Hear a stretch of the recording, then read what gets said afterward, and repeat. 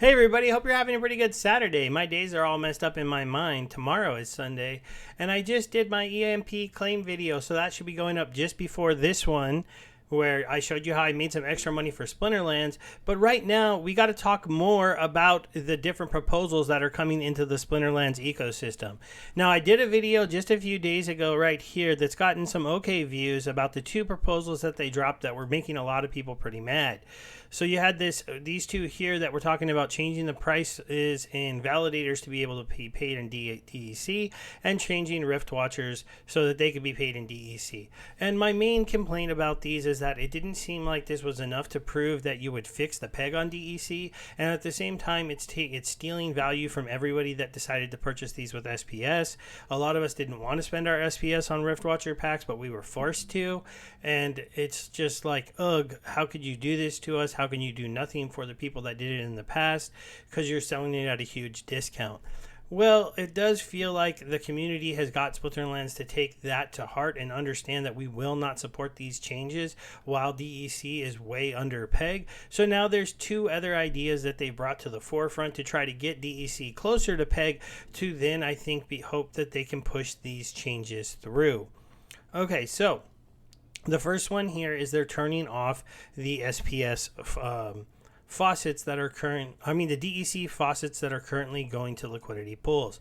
Sorry, I may have talked about this. I did definitely talk to it about some other people. I have had this idea for them in the past, and so I'm glad they are doing this. So basically, the idea here is without inflating the amount of SPS that they're giving to any of the pools, they're just going to remove the 70 million DEC that they were giving out and give some of the SPS rewards from some of the current pools to these pools over here, including a little bit more SPS for the SPS DEC pool. This does mean all the liquidity pools in Splinterlands will go down, and that's a little bit of a bummer for some of the people that were enjoying those high rewards, but this is something that I think is needed to fix. If you want DEC to be a stable coin that people have to burn SPS to issue, you can't be sending out 70 million of these coins into the ecosystem.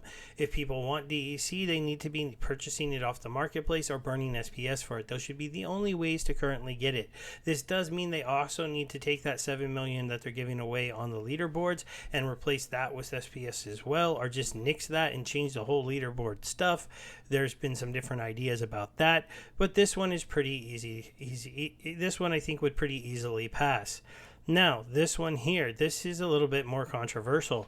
The SPS governance proposal for a daily burn of unsold Chaos Legion packs. This is pretty wild, a daily burn of these packs. And I think we're going to start to see a possible increase in the price of Chaos Legion cards because there's been this idea that there's still 4 million packs out there that we can buy, and this is going to dramatically change that if it goes through.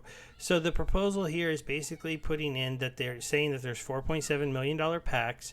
The proposal seeks to start the fatigue rounds for Chaos Legion booster packs by burning 25,000 packs every single day beginning December 1st.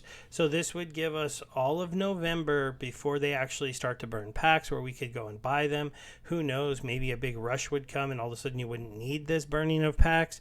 But in the end, they have set it up so that in theory, even if they are still at around 4 something million packs when we get to December, that they would burn them until March 31st or until all packs are sold.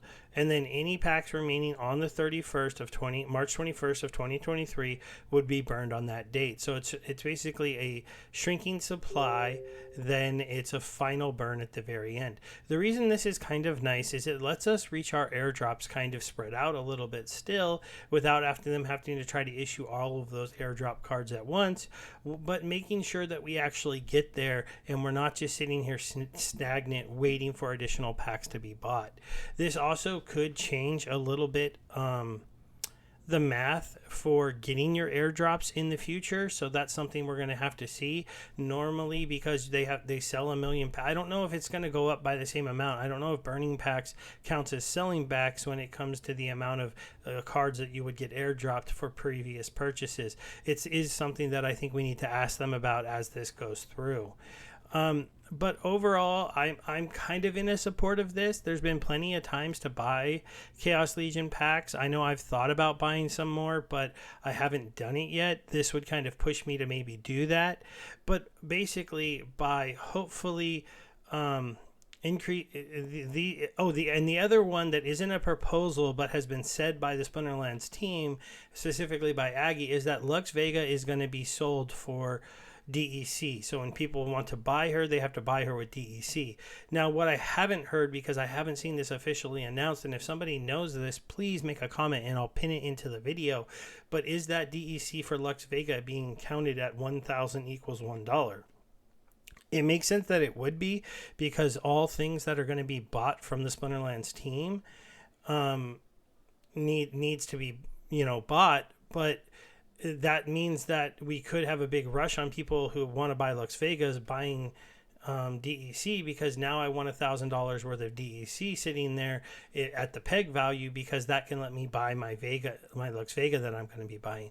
Of course, we're all still waiting for our access codes for Lux Vega from Splinterfest, and there's still some other stuff that has to go through on that before we're really going to know what's going on.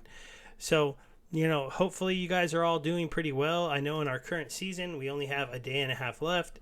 I'm sitting here in the middle of Champion 3, but with no ECR left, I'm down to 50%.